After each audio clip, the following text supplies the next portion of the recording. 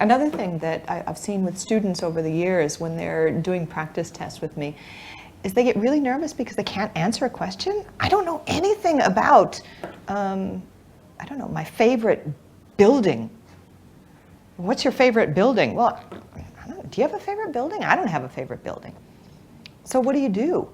If you are given a topic that you do struggle with, then you can rephrase the question. Say this afternoon I've been asked to talk about the favorite car, my favorite car. If I could buy any vehicle or motorcycle, what car would I buy?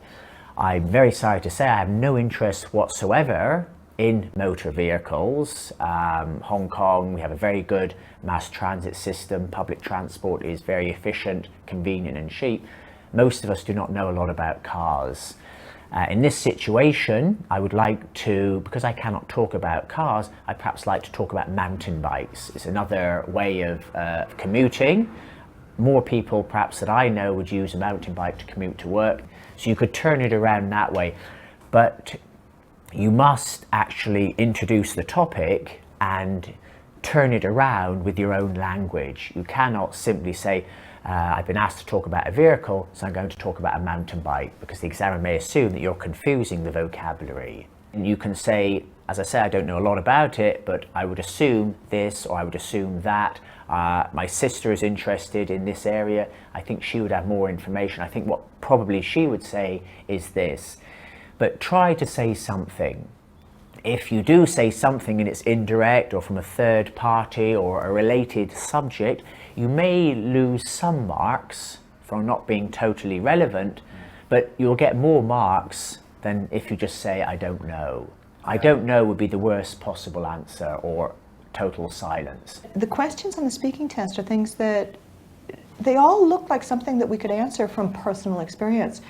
Yes, we have to expand on them. Yes, we have to talk about something that might happen in the future, or we might have to speculate on changes that are going to happen around us in some immediate time.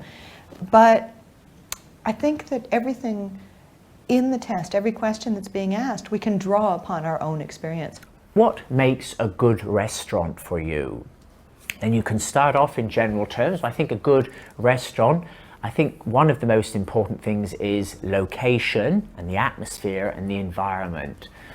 Well, for many people, general terms is more difficult than specific terms. And then after you give general information, atmosphere is important. I think one particular restaurant that is very good, that I find a good restaurant, is in the park. You have a lake, you have a pool, you have waterfalls.